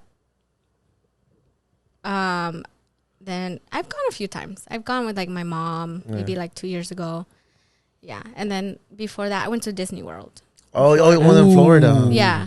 Oof. What's the difference? Like, it's just bigger, right? It's bigger. Yeah, and it's more. I think that's more and hotter. It is. It's You've been really there too, humid. right? No, I wish. No. Yeah, but that one has like it has all the parks, right? Gotcha. Like it has Epcot. It has yeah. It has like 4 parks. I think it even has like not a jungle. What's it called? Like jungle cruise experience, something. Yeah, well, that's a ride. Oh really? In Disneyland, okay. Jungle Cruise, but they do have it's called Safari. There we go. Safari. That's what it is. Safari. There we go. Yeah, Animal Safari or something. Which one do you prefer? World, because it's bigger, right? World. Yeah. So much bigger. It's so much more expansive, and yeah. I don't know. I don't want to go there. It's too expensive. Go there. Oh, I'm not. No, I want to go to the Universal out there. I heard it's even better that one's good. That one's 2 parks actually. Yeah. Yeah. And they actually have like roller coasters. What is it called? Universal World, or what is it called? Universal Studios Orlando. There you go. Yeah. Okay. So what is your favorite pizza in New York? We never went back. Okay. Now. Let's just forget that Domino's is your favorite pizza. You guys are gonna have to talk to Sean for him to never say that ever again, because then you can set the record straight here. Yeah, just set the record straight here. What is your favorite pan pizza. Pineapple? Yeah. Thank you. Pineapple pizza is good. Did I get you into that? No, Did I order Domino's when you were there? No, I think I even asked you like, hey, take me to a good pizza spot, and then that's when Sean told us about John's Pizza. John's Pizza in I think it's in West Village. But the Lansing area. Yeah. That pizza's still good to me. Do you sometimes miss that noise, the New York noise, the ambiance? Yeah. Yeah, I'm pretty sure it becomes a little soothing. It's just nice to like hear, honking. Yeah. I love honking. No, because at my mom's house, I used to like live at like the Main Street, right? Yeah. And then when I moved over here, it just became really quiet. Yeah. And I almost felt like where I would wake up thinking like, where the hell am I? And I still sometimes wake up like that. Even today with the thunderstorms, I was like, what's going on? Yeah. And I was texting. You know what's crazy is that like in thunderstorms, like when I used to live with my parents, I heard them all. Like when we used to have them, I heard them. But now that I live in an apartment building, I don't hear really things because I don't know. Do you have a balcony? No, I don't. Oh, really? No. Oh, I didn't mean that as a joke, though. I was just more curious than anything. No, I don't have a balcony. What? I don't know why. I don't know why it came to mind. Wait, you don't have windows? I have windows, but I don't have a balcony. How the hell did you not hear that? That thing was loud. Dude, it was literally hitting this mountain. No, yeah. So this is what happened early in the morning. I heard rain, like falling on my on the back of the AC, and I could hear like the drops, just drop, and I'm like, why is it really freaking cold? Like, I got up and like I heard the rain, so I got up. I'm like, and I turned off the AC because it got really cold, and then I just started hearing the whole thunders and everything, and I'm like, wasn't like the first day of summer yesterday or something? Yeah. Yeah, here we go, first day of summer, and it rained pretty hard. Like, hopefully we get. It rained a couple of times. But it rained out through it the whole morning. Like even then, like 5, even like around 9, it was still raining. Yeah. Oh well, I didn't hear it yesterday because I was in Anaheim. I was at the hotel. Anaheim. You stayed at the Disney hotel? No, I stayed at the Westin. Oh, I'm gonna say if you stay at the if you stay at the Disneyland hotel, it's not worth it though. Really? I did my research. You hear Mickey and Minnie fight apparently. What? No? What? Yeah, you ever heard that video where like Donald Duck, like they make a voiceover of Mickey and Minnie fighting, and then Donald Duck comes in like, right now. You ever heard that? Yeah, no, I didn't hear it. I didn't. No, but I heard that it was not worth it. The Disneyland hotel, because I did my research, and it's basically like, okay, I hope I don't get sued for defamation or anything, but like, yeah, you just say it as a review. This is my review. As like my own personal opinion and what I searched on Reddit and what people say on Reddit. Based on information people said is that for the you're basically paying for the Disneyland name for like Holiday Inn like stay. Gotcha. So it's a regular hotel just with a Disneyland name attached to it. Yeah. And it's like literally right next to the park. Oh, so that's just you could just walk there. You could just walk. So that's the perk. The benefit is that you can just walk really close. I think they even have like a shuttle that goes. And and I think there's but even it's like I don't even know if it's worth it because it's next to the park. You just. So did you walk to the park still, or did you drive? No, I walked to the park. Oh, okay, that's cool. Yeah. Questions? Any questions for us? Yeah, any questions for us? I mean, I was just thinking about she thinks a lot of stuff. Yeah, I mean, I was thinking just a lot about when we met and like it's been so long and how we're here now. We're potting. We're potting, guys. Yeah, we're doing a podcast, and this is never a thing that I would ever even think about when I was in high school. Okay, so let me ask you, what made you say, let's do this? I'm going to start this podcast because you had said that you wanted to do this for about 3 years, right? So when we wanted to do the podcast, and we went through this before, but we'll go through it real quick. Like the thing started like right before the pandemic, when I started driving to San Francisco, I would always talk to Turkey on the phone, and we had like conversations that would last like over 2 hours.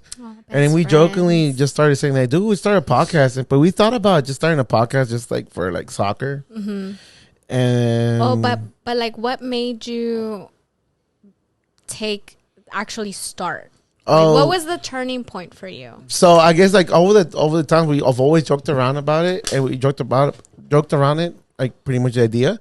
And then we actually was I don't remember Danny Rodriguez. Glasses, really chubby guy with glasses. He looks like a mole. I may have met him, but I don't. He looks like a mole person. By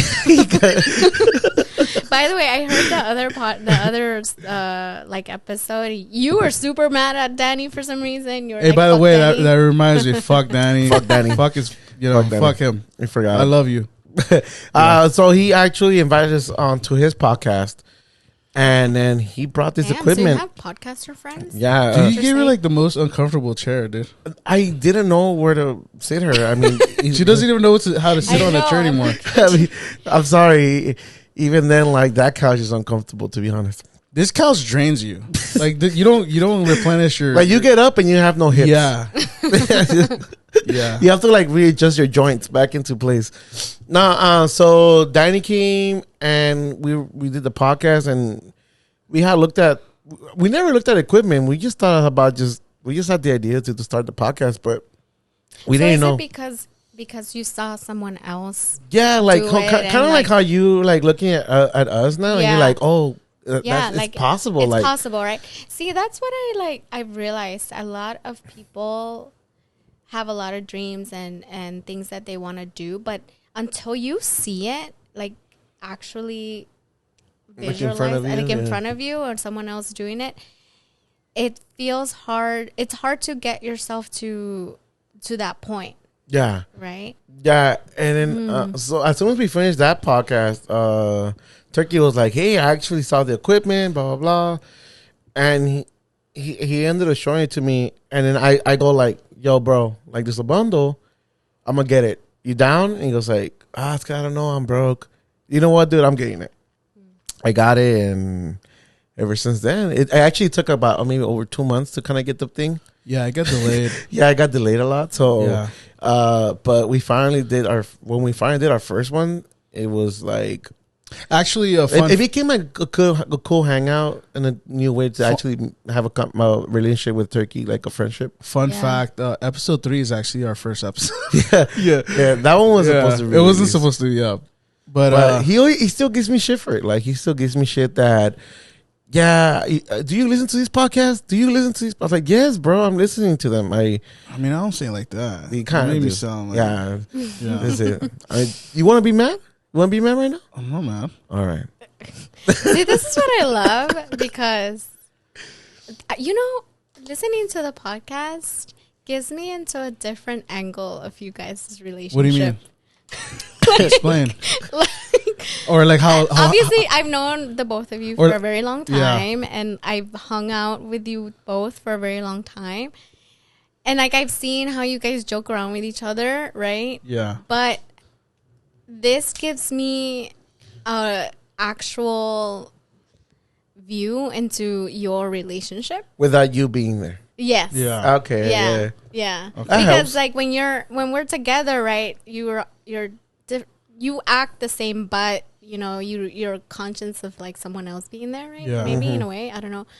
But then when you're just alone, it's like, oh, and things just make sense. I don't know, like you're like, oh, that's something Turkey would say, or that's something Lalo would say. Yeah. Like, well, and see, the thing with our relationship with Turkey is like he's almost like he's really good with words. Articulate. And he's very he's very I feel like he thinks like he doesn't really praise himself for that. Like sometimes he knows how paint the picture very well. Like I don't have that. Me neither. Like I'm very bad. I think I told you guys, right? Like I'm very I think you're great. No, I think you're good. You're really good. good. I hate. Sometimes I'm like, I don't even. What's that word? And it's a basic ass word. No, because I've seen your lives, and you know what you're fucking talking about. That's all you really need. Someone direct to tell you what you want to hear, right? Like I don't think Yeah. I don't know. You're supposed to fill in here. See what I told you. You gotta come. You gotta jump rope in. I start the jump rope. And no double dutch right here. I'm not. See, this is triple dutch. Yeah. Like what's going on? I rely on you, Lalo, because you know how like when we go out and like hang out and stuff, you're the talkative one. Oh yeah. And, he goes out and meets a lot of people. Yeah. He knows how to just start a conversation with people. Yeah. I'm not like that. I get I let you do you, and then people naturally come to you. Like they naturally come. For me, and I think that's why we became really good friends, because like we hung out and band and like we started talking, and I like people like that who like just like make me feel comfortable. Yeah. And you make people feel comfortable. Yeah. I remember that one time that I remember we got out of band practice like late, and you were walking home, and I said, okay, I can walk you home. Yeah. And we're walking to her house. She didn't live too far from school. So we were walking, and then we're just walking down her block, and then I don't know where she turns left into a house. Yeah. She's like, all right. She's like, all right, cool. This is my house. Bye. I'm like, oh, all right. She just disappears. Yeah. She's like, all right, cool. All right, bye. And then I'm like, nah, I'm just kidding. This ain't my house. Yeah. Then like my house like still down the block. I was like, oh, okay. Like, oh, this is weird. Like, but that was Betty though. Like, she's always been like that. She's really funny. She's still like, you're still funny. But that was weird. See, when I think about that, I'm like, why did I do that? You're just a funny gal. No, it's because you're funny. Like, I don't think you're like, you're not scared. Like, you do things, like.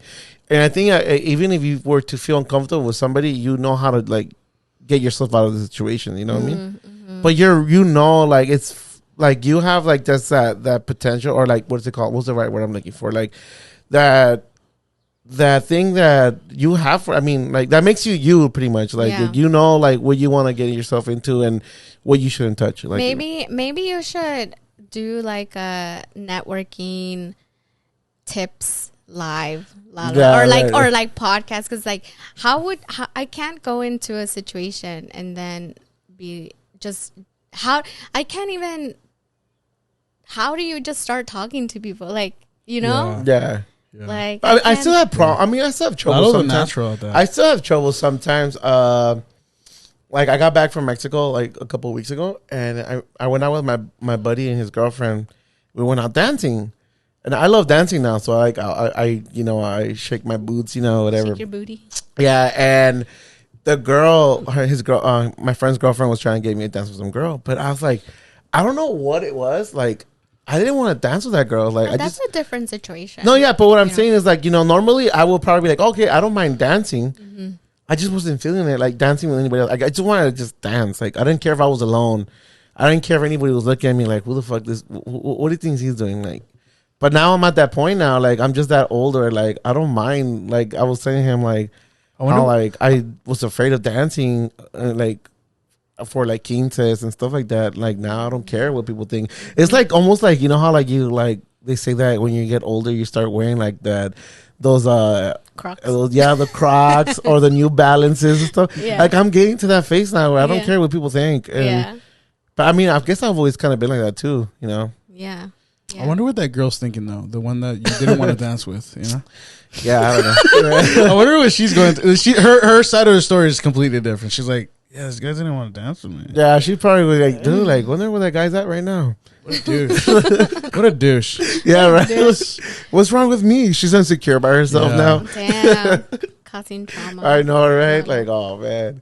No, but you should. Like, I've always thought that you're so good at just talking to people and making connections. Yeah. Like when we go out, and that's why it's just fun to like be with him and like go out, it's because a vibe. you're just like, oh cool, and then you're talking to them. I'm with you, so I'll talk to them. Yeah. No, but that's one thing I was telling Turkey too. Like, like even with my friends, like he's gotten very, like he's good at talking with people if I'm talking to him. Mm-hmm. Like he's not gonna go to some stranger and make friends. Probably, Yeah, I won't. I would rather die. I would rather die alone. You know what I've learned about you, Turkey, during like listening to these podcasts is that. By the way, I want to see how far have you gone into the podcast? Okay, I want to see what a kind of a fan you are. Not far. Only like I think I've only listened to like 3 episodes. Not far, so you cannot quiz me. Quiz me next week. Yeah, when she catches up. Okay. No, but even in one episode though, you can really. I don't know if it's because I've known you for a long time, but like, I don't know, things just like, I'm like, oh yeah, Turkey's, yeah, like you just, like, I don't even know. He's smart. No, I think he's very fucking smart.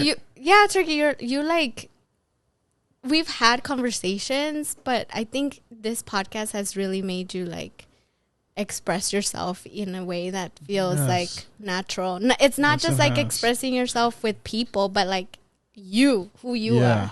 Yeah, that's one thing I was telling him. Like, he's very intellectual. Like, he's very good with words. Yeah. Like, you're really good with words. I don't have that. So, like, for me, like, to something like jump in on what you're saying, like, I don't have the words for me. I just rather have you explain them, and then this is why I have turkey. And then this is why I have turkey. The turkey is like my little. Like my mind. The honest truth is that I literally read the dictionary between every podcast. Yeah, with thesaurus and all this. Little thesaurus. Yeah. It's no. I mean, it's all. This is the easiest thing. Yeah. Even talking. You shouldn't have an issue with this. Even talking on the mic. If anything, like you were nervous. Now, how do you feel? I mean, I'm just happy I got to hang out with you guys. I'm not gonna lie. You seem like a natural at this. You really do. Like you seem very comfortable. I am. I see myself doing this, and I want to. I want to start for Be a Boss Coaching, but I don't know. You know, sometimes there's just things. I think that's a problem, though. The but. Yeah, yeah. I think you started correct, and then you went but. But what's holding you back? That's so great. I love that, Turkey, because it's like, just stop saying but, right? Yeah, because you're in a way you're kind of giving yourself another excuse not to do it. Yeah, right? just do it, and I should. Yeah. Like I always use it's crazy or it's funny. That's crazy. Every time I listen to myself on the pod, I'm always saying, oh, it's funny because, oh, it's crazy because, you know, I was like, I don't want to say that. But it's just but like, that's who you are. See, there we go. It's just yeah. So what do you think is holding you back at the moment?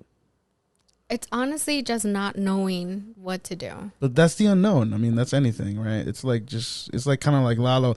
Like I wouldn't have done this, but Lalo just fucking bought everything. So I was like, fuck it, I have no choice now. You know, it's kind of like the reason I didn't want to go into it because I was like, I was afraid that I was going to be doing way more than I should have. yeah. But like you said, you kind of discover yourself along the way. Yeah. And I think you're going to do the same and even better because, I mean, you are a coach, you know?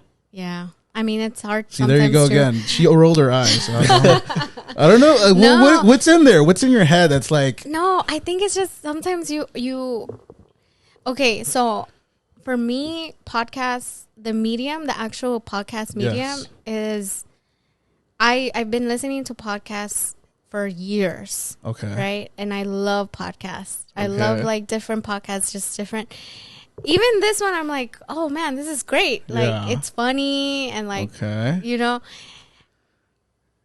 I don't know how I can do that. You're digging for more excuses. No, I just don't know if I can, because podcast should be something like great content, right? Nah. I don't know. That's obviously at some point. Well, I mean, it should be, but it's also like, it's just whatever you want to, you know, it's you. It's like, yeah, it's really just you and what you're presenting, right? And if people like it, people are going to like it. People who don't like it, then it's not like watching a TV show, you know, like, oh, I hate this TV show. I'm not going to watch it again. Like, like at least a podcast, like, you know, you can relate to the person because it's them. Yeah. It's not like a character. Like, you know, it's not like I'm watching Friends and I don't like Friends, you know.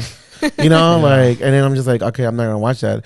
But if I watch, like, if I listen to someone who's like talking from their point of view, you start liking the person. It's like you have a more emotional connection with that than you do with a TV show. Yeah, no, that's so true. people might like what you do. I mean, and a podcast doesn't have to be like as long as we go. It could literally be like 15 minutes, 20, 25, maybe 30. Honestly, what we do is long, but there's podcasters who do 15-minute episodes, 20 minutes. And the reason I think that's going to be a lot easier too. And I think the reason why we go long is because we feel comfortable in the moment, right? I feel like we feel comfortable. Like I feel, this is great. I mean, it's fun. Not comfortable, really. Oh. I mean, I've been fidgeting. I've been thinking. You gave her the most horrible chair. I'm like this. Yeah, I'm sorry. No, do you want a pillow? Yeah. Try to put it on your back. I mean, try the pillow. Yeah. It's worse. I'll do it like right here. Okay. Yeah. So it's worse. It's like I want to go back. Take back the pillow. Take back the pillow. So do you feel like you don't want to? Well, not at the moment because you feel like you need to discover a formula for yourself in a sense that you need to be perfect in the first one, or it's more of a fear of perfectionism, or I think I'm just thinking about editing. Like it's just. It so you're thinking about you're thinking about the whole process. Yeah, the whole process, and I know that I can break it down, right? And that goes into anything you do. But this is like a lot. Like look at all this equipment and look at all the different software and editing, and on top of that, you have to also figure out because podcasts are not like there's no algorithm for like when you're looking for a podcast, right? Check this out. So the best algorithm. It's just being yourself. I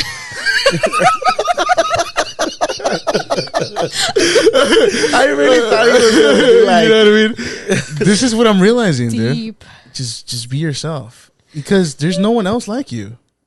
Thank you. You know what I mean? Thank you. And unless you find an algorithm to another Beatriz and then to another be a coach. That's deep. Like there is no one other. That's why I feel like people find their own niche and they develop their own fan base. You know, because they're their own people. They bring what's unique to them. Not to, there is no formula. If you follow someone else's formula, it's not gonna give you what you need. Yeah, you know what I mean? Yeah, like when we started this, like I didn't want it to be like a certain topic all the time. Or like, it kind of has a little bit. Like we've been reviewing a lot of movies. Yeah. A lot of the same movies. Like we've been talking about Jurassic Park for like the last 3 episodes. 3 episods. Oh, I haven't Three seen episodes. It. I haven't seen it. It's getting exhausting already. But I mean, it's like we didn't want to like a actual like like a steady thing, because we wanted to be about anything. Yeah. But it's been like you would do movies or like. She's flicking her hand again. She wants to move her hands. Yeah. I'm just giving visuals for people. But that's her like mannerism. That's the way she is. That's how she interacts with people. She's gonna poke somebody. Right now. I'm singing like she's Spider-Man. she's throwing out webs at us. Yeah. No, I'm gonna do it. You guys are really inspiring, because again, it's like when you see somebody else do it, something out that you want to do, and you're like, and especially people that you are close to, right? Yeah. That you like look up to, or that you've known for a very long time. You're like, wow, like that. Because honestly, the reason why I went for my coaching business is because I saw another friend who started her business. There you go. And I was like, wow, she can do it.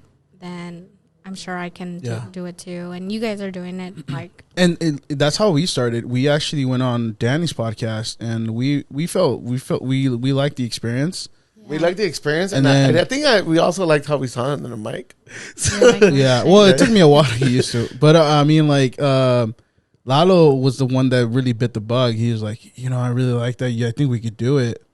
And then he just bought everything. He just bought everything, and we just started, and it was just starting randomly. Like, I think the more you calculate it, it's just not gonna work out. Yeah. So I'm ready, guys. I don't have a job. Yeah. Well, I mean, you do have a job. I mean, well, not a job, but I have my business. Yeah, that's my job. Yeah. That is my job. Is that keeping you busy? But it's hard to. I mean, right now, the moment leading up to my last day has been so crazy. I just been trying to transition everything over to like the person, and then family stuff. And so I literally have been taking a pause on my business, because I think for me, knowing that my last day was last week on Friday, I was like, after that, I am going to give it my all. Like that's sometimes you have those like moments where you're like, okay, this is when I'll have a lot more time. Yeah. And you're like, okay, that's almost like when like if you ever decide you want to go back to the gym, you're like, okay, well, it doesn't work this week because all of this and this, but it'll be good next week. And I think that's how I've been thinking about my business. Like, okay, I've been wrapping up so much with work and then dealing with a lot of family stuff that after last week, Friday, and even till into this week, right, I had this trip with Disneyland, and then I was like, okay, now I feel like I'm gonna talk about me, Be a Boss Coaching with my you guys, and it brings me back to the mentality of like, I have a business and I'm ready to like go for it, and I put it all in and whatever. Like, see, sometimes I can't articulate myself, but I mean, you're doing it perfectly. Yeah. I mean, I don't see anything. But I mean, if you want, let Turkey finish it for you, because Turkey likes to butt in anyway. Yeah, I like to interrupt all the time.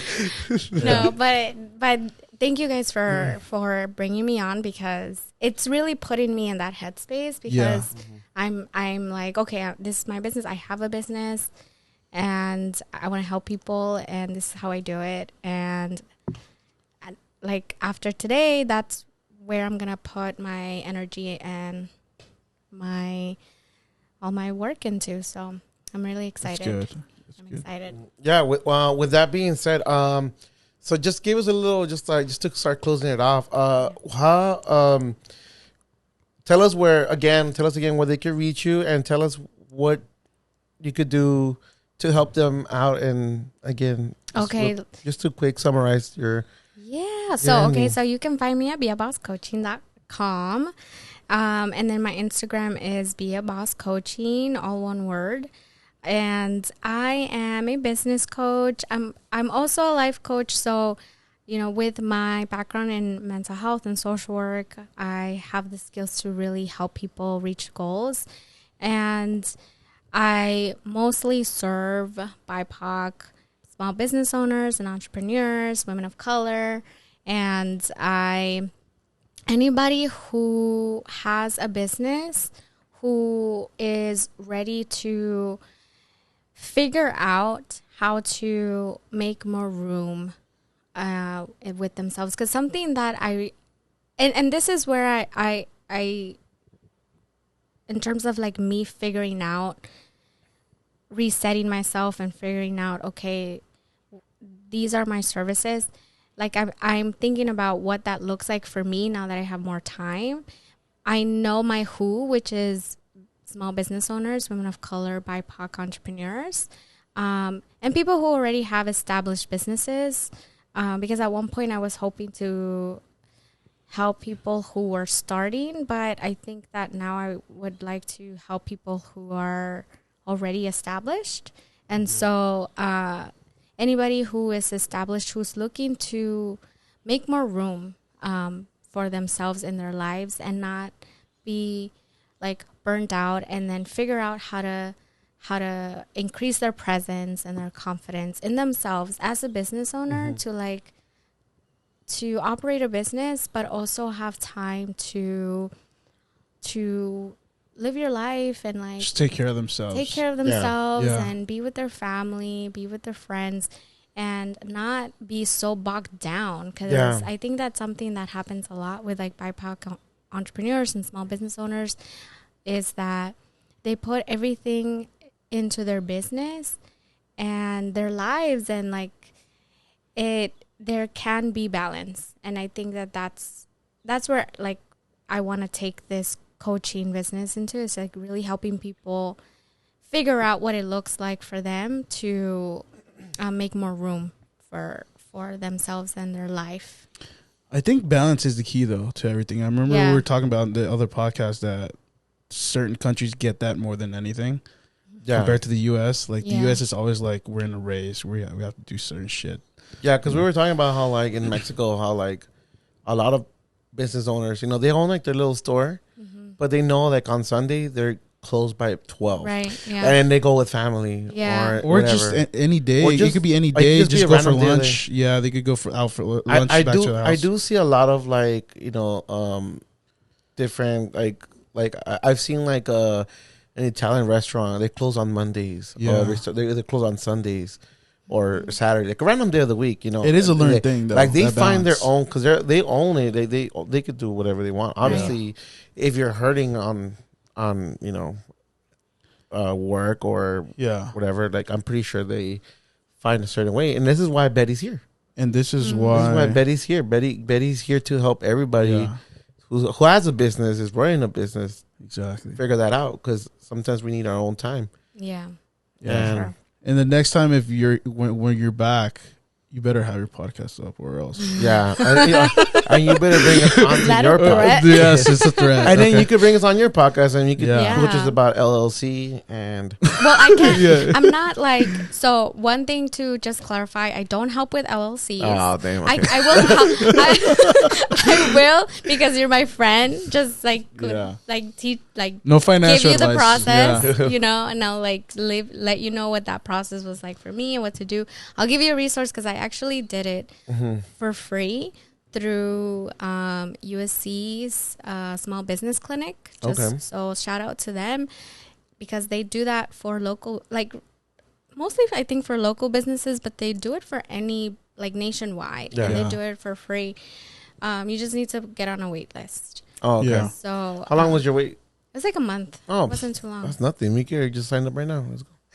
It's because Turkey really wants an LLC, so I could pay for his AMC movies. Yeah, we want a business card. He wants me to pay for all his movies. Like, Yeah, I mean, yeah, for sure. Like, I'll let you know how to do it. And any shout outs you want to give out? Yeah, any shout outs? If anybody's listening. To Turkey and Lalo, shout out to you guys. Yeah. Actually, high school besties. I know you've been doing, just like, I really, I don't want to hold you too long either too. I know you've been working a lot at your dad's business. You want to just give a little intro on that? Yeah, so shout out to Diamond Bar Shoe Repair. So that is shoe repair my dad owns in Diamond Bar. And we actually just got another one. Shop number 2. Congrats. We're expanding. Yeah. You want to give out a number? Is that cool or no? Yeah, I mean, if you want to find, so, you know, my dad is like in his 60s. He's been a business owner for 30 plus years. And so he doesn't have I made him an Instagram. He does have a Diamond Bar Shoe Repair Instagram. So it's at Diamond Bar Shoe Repair. Okay. We still have to make one for the one that he bought. So we bought another one in West Covina. It's actually, the name stayed the same. It's called Tony's Shoe Repair in West Covina. And so if you have any shoe repair needs, and like literally my dad, I'm not biased, but maybe I am a little bit. He can do like really good jobs. I mean, he's been a shoe repairer since he was 7 years old. Wow. Oh, wow. So yeah, That's he's crazy. 65 now. And what kind of shoes are specifically anything? Like tennis shoes? Like, let's anything. say, so all you sneakerheads, if you have those Nikes that you want to go get fixed, yes, this is it. Come Diamond. to Tony's Shoe Repair or Diamond Bar Shoe Repair in Diamond Bar. That's awesome. Yeah. Well, we want to just thank you for coming, Beatriz. Thank you so much, Beatriz. This was amazing. Thank you for coming. We want to have you back. Yeah, and again, if you don't have your podcast, by then, hopefully you're running your podcast. Hopefully by then you're even more on top of the world than you already are. Yeah. Thank you. And it was a pleasure. I really loved this conversation with you. Yeah. I always love our conversations together. Seriously. Yeah. And I think this is the most serious one we ever had. Yeah, this is no way. This is the most serious one. This is gonna be your least listened to. This is, no, but I mean like serious conversation. No. Like this is a discussion, guys. This isn't conversations. Okay, we do discussions here. Yeah. Discussions. Well, it is called a parallel discussion. Yeah, parallel discussion. You want to explain to her the title or? Did you change it? No. We're gonna change it to a Parallel Boys. The Parallel Boys. The Parallel Boys. Yeah. Wait, are you being serious? Nah, no. This is a thing. We just kind of we're gonna call ourselves the Parallel Boys, but it's gonna be a parallel discussion still, because we're always a parallel from each other. So we're like, but yeah, with closing this podcast. Turkey, any last words? Just be safe. Check out Beatriz at all her socials. Actually, I'm gonna ask her for her socials. So I'm gonna put them in the info for later. Yeah, in the notes. We'll put on the notes for anybody who has a business. Check her out. Definitely, I'm pretty sure it's gonna be amazing for you. And watch out for her podcast in the future, or else. You know what I mean? All right. Well, that concludes for today. You have anything to say? No. Okay, so you can reach. Thank you, guys. It looked like you wanted to stream something. Then. Yeah, I know. If I should. No, I was like in my head. Just say it. No. Just let it out of your fucking head. I was thinking like, because as you guys are closing out, in my head, I'm like, oh, this is the music where they start to put the music. So I started listening to music in my head. By the way, Lalo made that music. Oh yeah, I know, it's great. So if you need podcast music, he's your guy. Yeah, okay, now I have a podcast music guy. Yeah. Cool. All right. Thank you guys. It was an honor, really. Thank you guys really for feel the having same me. way. I really appreciate it. So everybody, check out Betty's Instagram, her website. Follow us on aparalleldiscussion.pod on Instagram, or if you want to email us at aparalleldiscussion.ask @gmail.com. We do want some questions, so if you feel like asking Betty some questions, that'd be awesome. Thank you, everybody, for joining us on today's episode. Goodbye. Bye. Bye. Bye.